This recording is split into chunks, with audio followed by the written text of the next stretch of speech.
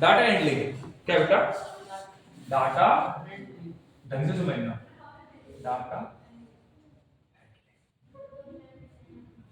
बेटा डाटा का मतलब क्या होता है?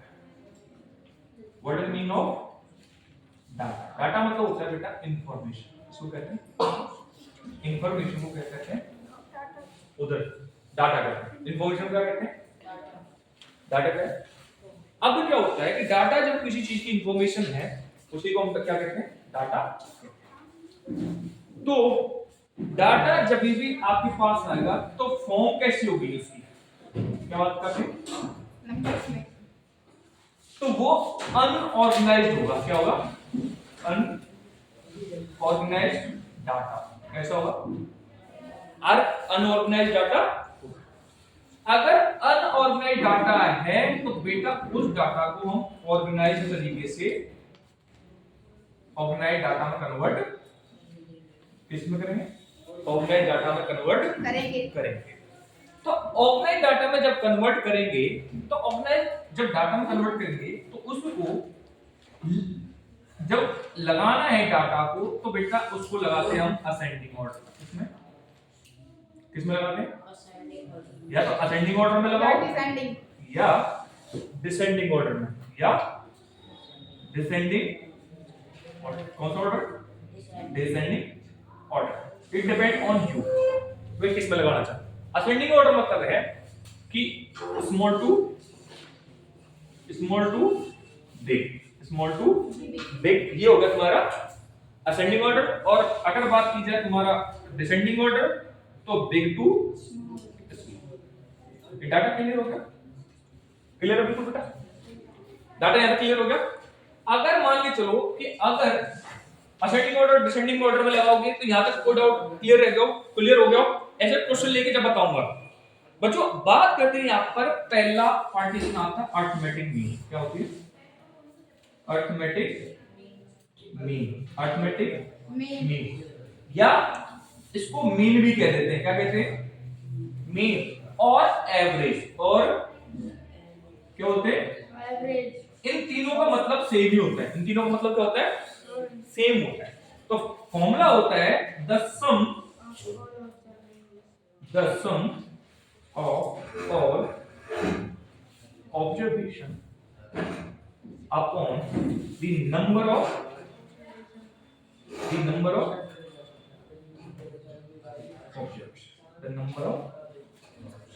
observation। क्लियर हो गया बच्चों? अब क्या कहता है कि इसमें क्वेश्चन कहा गया है कि आशीष है। क्या है? आशीष लड़का है, वो क्या करता है? स्टडी करता है। क्या करता है? स्टडी करता है। तो पहला वो 4 आवर्स पढ़ता है, उसके बाद वो 5 आवर्स पढ़ता है, उसके बाद वो क्या करता है? 3 आवर्स पढ़ता है। कितने आवर्स पढ़ता है? 3 आवर्स। अब वो कहता है कि वो ऑन एन एवरेज कितनी स्टडी करी। तो क्वेश्चन क्या कहता है? हाउ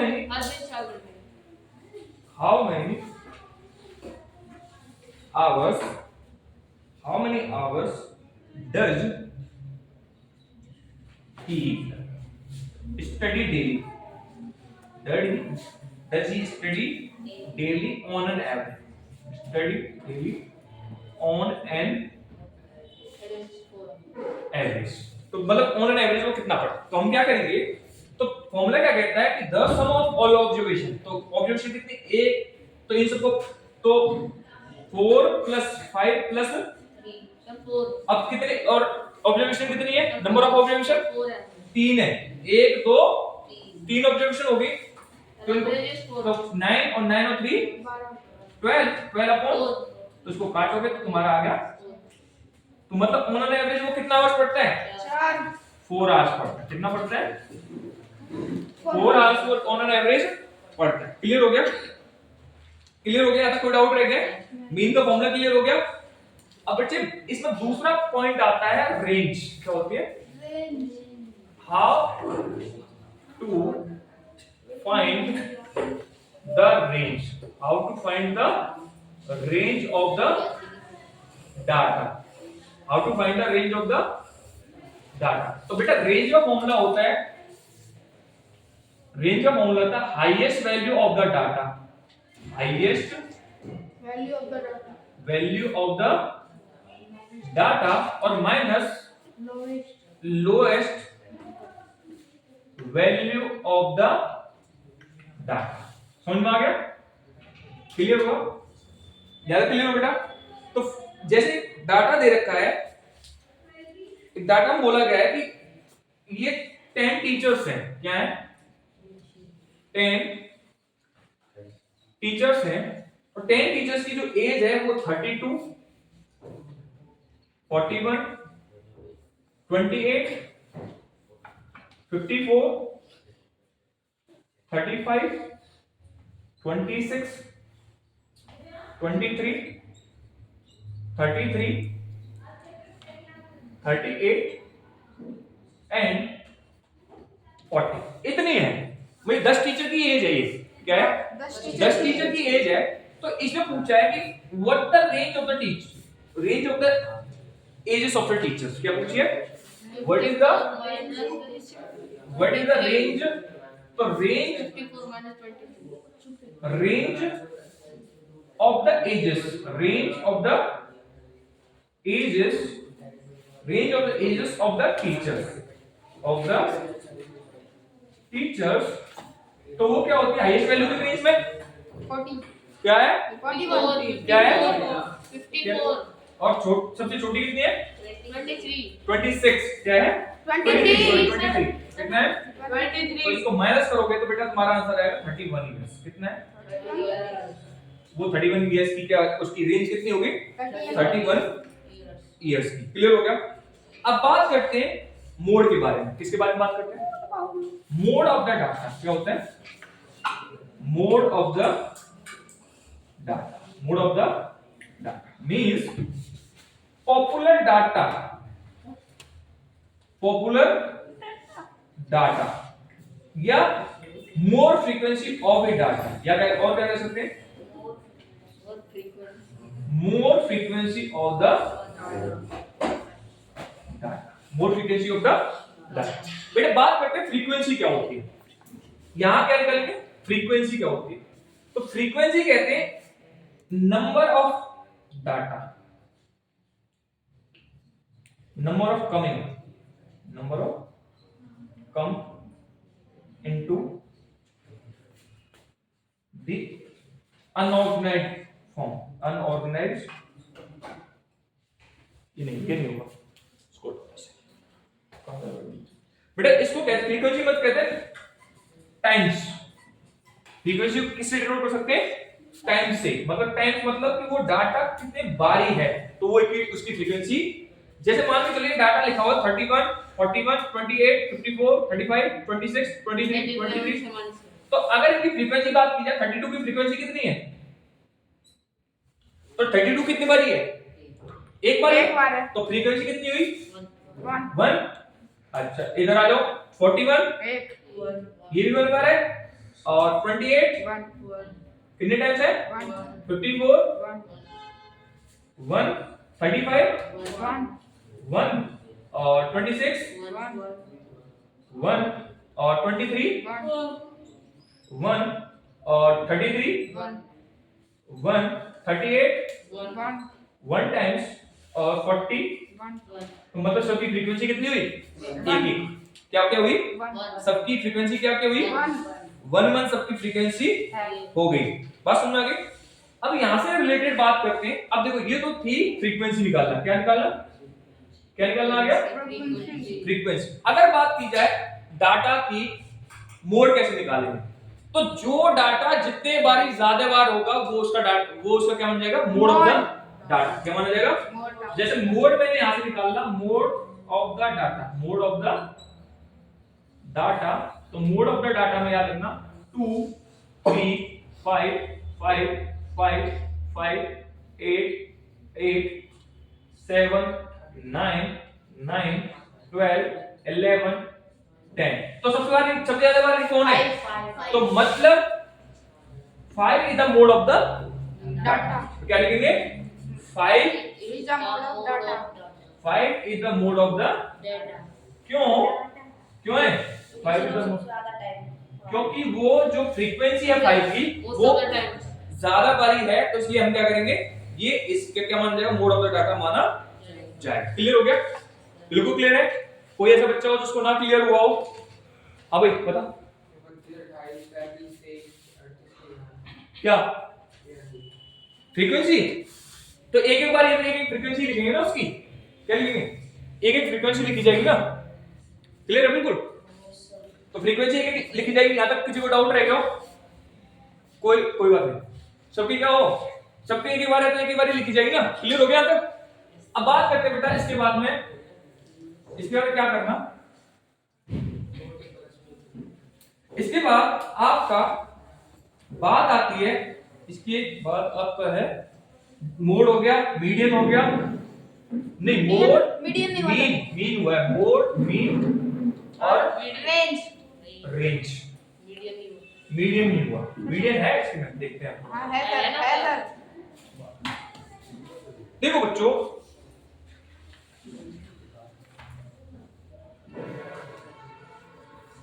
बात करते हैं आपके मीडियन के बारे में। किसके बारे में?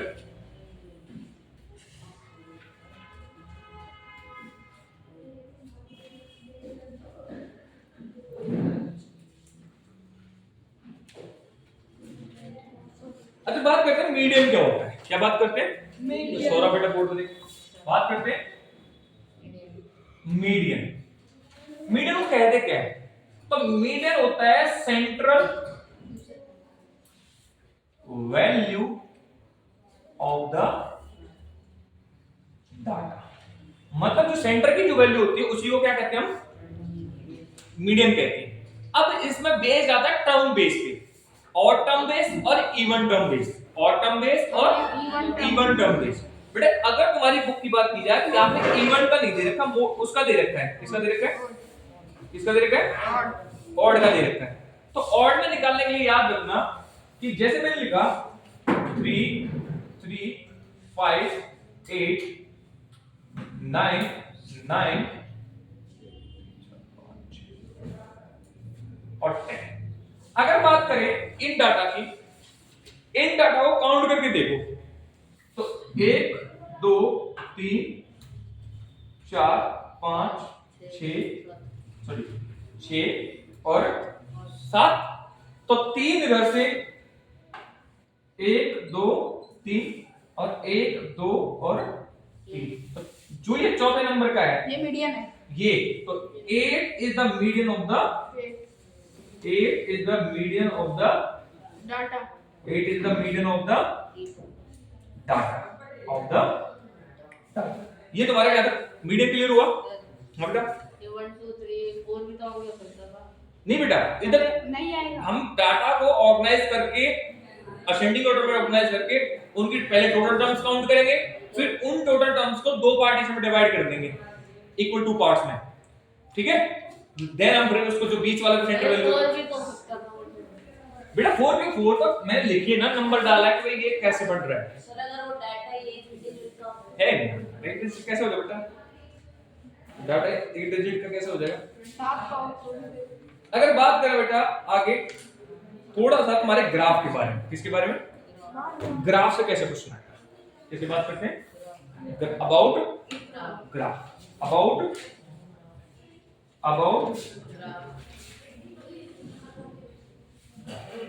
तो अबाउट ग्राफ की बात करें तो ग्राफ में याद रखना कि ग्राफ में तुम्हारे लिए केवल बार ग्राफ ही है। क्या है? Bar graph. ऐसा है डबल बार।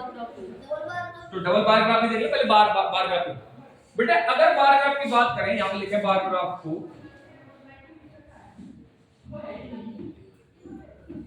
तो ऐसे कुछ बढ़ता है। ठीक है? तो बेटा ये होता है एक्स एक्सिस। क्या होता है?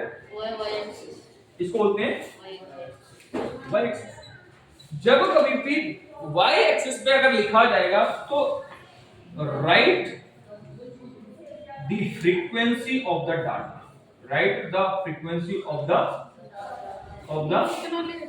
डाटा। आपको क्या करना है? डाटा की क्या लिख लेना? क्या लिख लेनी है?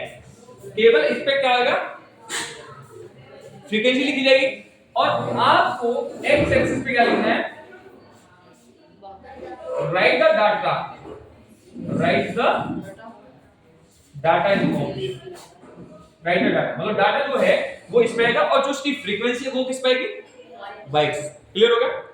अब बात करते हैं यहां से होता है 0 पॉइंट, क्या होता है? अब बेटा जब कभी भी आप फ्रीक्वेंसी को लिखने जाओगे, क्या लिखने जाओगे? फ्रीक्वेंसी को डाटा लिखने जाओगे, फ्रीक्वेंसी को, तो फ्रीक्वेंसी हमेशा जो जब दो फ्रीक्वेंसी होंगी उन दो फ्रीक्वेंसी बीच में गैप क्या होना चाहिए, इक्वल होना चाहिए। तो यहां लिख सकते हैं the distance between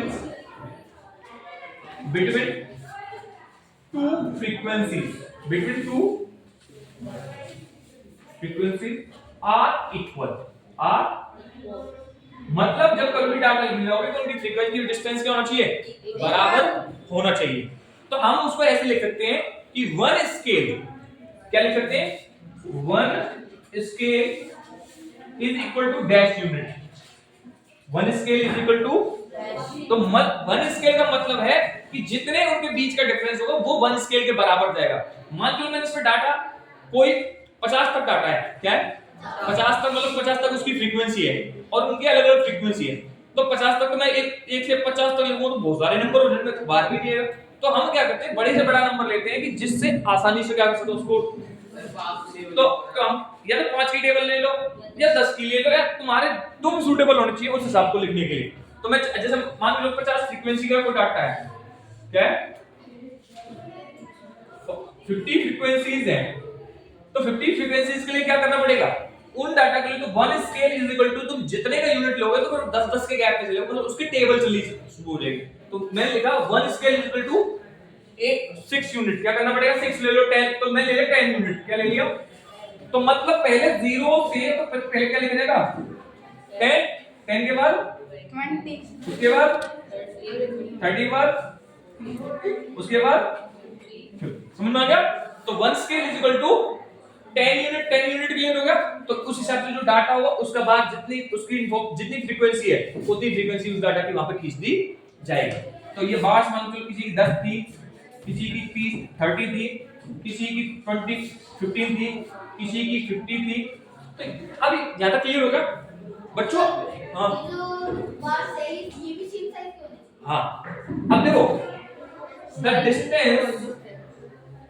distance between the bars, the distance between the are is equal, and the size of bars, the size of are is also equal,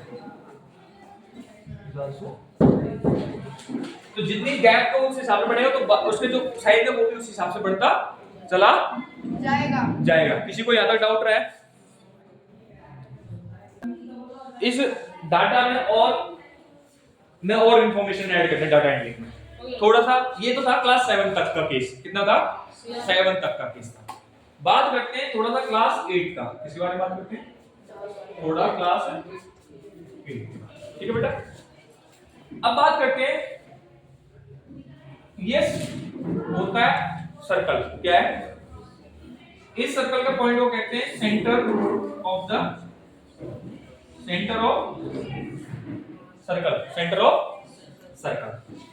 circle हो गया। अगर सेंटर ऑफ सर्कल, अगर कोई भी एक लाइन सेगमेंट ज्वाइन करे centre से boundary या बाउंड्री से सेंटर, तो it is known as radius. क्या माना जाएगा, रेडियस ऑफ द सर्कल। अगर कोई straight line boundary to boundary join करे, कहां से, बाउंड्री टू बाउंड्री, पहला क्या, boundary to boundary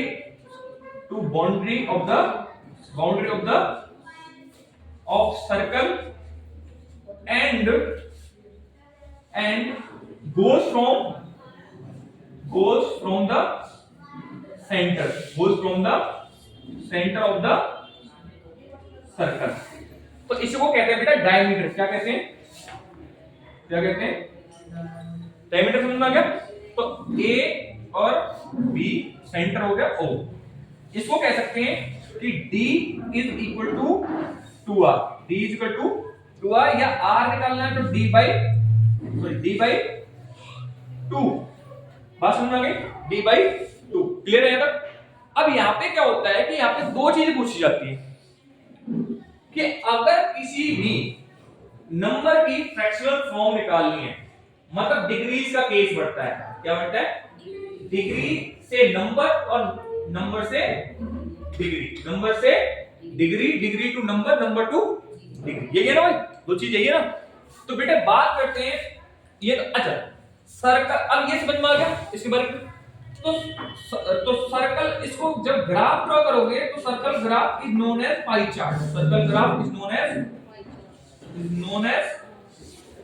as pie chart. क्या बोलते हैं इसको? तो बेटा इसके अंदर जो है कमिंग, जो इसके अंदर क्या करते हैं बेटा, आपका जो है यहाँ पर डिग्री में बनता है, क्योंकि ये पूरा 360 डिग्री का होता है। कितने का होता है? तो जितने डिग्री उतना परसेंट, जितना डिग्री उतना परसेंट। परसेंट का अगर ग्राफ ड्रॉ करने के लिए जाए, जितना डिग्री उतना परसेंट। सौरभ लोग क्लियर? जितना डिग्री उतना परसेंट, जितना डिग्री उतना, समझ में आ गया? अब इसमें दो चीज होती है। अगर मान के चलो डिग्री में दे रखा है, क्या दे रखा है? डिग्री में दे रखा है, और find the numeral form, find the numeral form, find the numeral form. किधर से? डिग्री से। तो बेटा यहां पे होगा तो numeral form is equal to given degree. क्या होगा? या गिवन एंगल। क्या होगा? Given angle upon 360, given degree upon या given angle upon 360 into the sum of the data, the sum of the data. समझ में आ गया? ये तो पूरा लाइन से एंगल। हाँ, लगभग कुछ मिलता जुलता चीज है। तो given angle upon 360 the sum of the data. अगर मान चलो आपको डिग्री में पता करना है, क्या करना है? डिग्री में पता करना है, डिग्री फाइंड करने, मतलब डिग्री में एंगल निकालना है। तो एंगल निकालने के लिए क्या करना पड़ेगा कि गिवन डाटा, क्या होगा? Given data upon the sum of the data into 360 degree. बात समझ में आ गई? ये दो फॉर्मूले हैं जो तुम्हारे लिए बहुत ज्यादा इंपॉर्टेंस रखते हैं किसी भी चीज को बनाने के लिए। क्लियर हो गया? यहां तक क्लियर है? किसी को डाउट रहा? बिल्कुल क्लियर है यहां तक? तो given data upon the sum of the data into 360 degree. तो इसके बेस पे क्वेश्चन लेते हैं बेटा। बुक दियो एनसीईआरटी, ठीक है? क्लियर हुआ? यहां तक लिख लिया सारा कैसा काम आना है कैसे? आप ही लिख रहे हैं, रिकॉर्ड हो रही है, उसमें लिख लियो, घर जाके क्या करेगा, टाइम बर्बाद थोड़ा करना, समझा देंगे बच्चों। यहां पर एक मान के चलो एक क्वेश्चन दे रखा है कि एक पाई चार्ट बना हुआ है। यहां तक क्लियर हो गया? कोई डाउट रह गया? लिखने समझ में आ गया होगा। अगर मान के चलो मैं यहाँ पे क्वेश्चन समझना, कोई फॉर्मूला के साथ साथ याद हो गया होगा तुमको? हो गया नहीं हुआ? हाँ भाई संजीव, हो गया बेटा याद? हैं? चलो नहीं हुआ? चलो कोई बात नहीं। एक जैसे पाई चार्ट बना हुआ है, क्या हुआ है? पाई चार्ट बना हुआ है किसका? बॉयज को चॉकलेट का कौन सा वाला है पार्ट? अच्छा, पाई चार्ट बनाना है इसमें। बेटे पाई चार्ट बनाने के लिए क्या करना पड़ेगा? इसमें दोनों चीजें हैं कि एक फ्लेवर है। क्या है? फ्लेवर है किसका? चॉकलेट का। किसका है फ्लेवर? चॉकलेट का फ्लेवर है, चॉकलेट फ्लेवर है। एक वनीला है। क्या है? वनीला फ्लेवर है। और एक अदर फ्लेवर्स, मतलब जिसमें कोई और हो सकता है। ठीक है बेटा? क्लियर हुआ? तो बच्चों इस केस में बोला गया है कि जो परसेंटेज है, the percentage of the student, the percentage of the students. Clear होगा? तो बेटे चॉकलेट वाले 50 है, कितना है? चॉकलेट वाले 50 है, वनीला वाले तुम्हारे 25% है, 25। अब बेटे इसे मान के चलो तो सर्कल ग्राफ से रिलेटेड है, तो सर्कल ग्राफ के लिए क्या एंगल होना जरूरी है, क्या होना जरूरी है? एंगल होना जरूरी है। तो एंगल निकालने के दो फ्रैक्शन में दो चीज अगर, तो मैंने मान लो एंगल निकालने का तरीका क्या बताया था, तो पहले इसका क्या कन्वर्ट करेंगे, सम करेंगे, पहले इसको क्या करें, फ्रैक्शन में कन्वर्ट करेंगे, किसमें करेंगे, क्योंकि नॉर्मल नंबर तो 50% का अगर बनेगा तो 50% का अपॉन 100 आ गया परसेंटेज, तो इसको काटोगे तो कितना हो गई 1/2, इसका हो गया 25 अपॉन 100 तो 1/, और 25 अपॉन 100 तो 1/4 बन गया 1/4। Aditya look at the board. अब मान के चलो जब फ्रैक्शन में कन्वर्ट करेंगे तो फ्रैक्शन में जब फ्रैक्शन में डिग्री चलेंगे तो इनटू 360, क्योंकि डाटा तो सबका 4 आ, क्योंकि टोटल डाटा कितना रहा होगा 4 रहा होगा डाटा, तो इसको जब डिग्री में कन्वर्ट करेंगे तो 1/2 इनटू 360, तो मतलब ये कितने डिग्री का हुआ, जो 50% था वो कितने डिग्री कवर कर रहा है 180 डिग्री, और 1/4 मतलब ये कितनी डिग्री कन्वर्ट कर रहा होगा, तो काटोगे तो इसको 90 डिग्री, कितना, तो मतलब 25% पार्ट कितना कवर कर रहा है, कितने डिग्री का बनेगा 90, और इसका 1/4 इसका भी कितना बनेगा, तो 90 डिग्री बनेगा। तो जैसा एंगल जब सर्कल ग्राफ बनाओगे, क्या बनाओगे, सर्कल ग्राफ बन गया, तो बेटा सर्कल ग्राफ ये तो सीधा सीधा क्या बन गया, स्ट्रेट बन गया, बन गया 180 डिग्री, और दो 90 के पार्ट, तो यहां से 90 डिग्री, ये 90 ये 90, तो मतलब पहला के साथ चॉकलेट चॉकलेट, यहां पे आ गया वनीला, आदित्य का फेवरेट वनीला, और इसमें आ गया अदर फ्लेवर्स, क्या आ गए अदर फ्लेवर्स। क्लियर हो गया? यहाँ तक किसी को डाउट रहा है आदित्य? ठीक है बेटा, कुछ समझ में ना आया हो? वनीला चाहिए। यहाँ तक कोई डाउट रहा है किसी बच्चे को?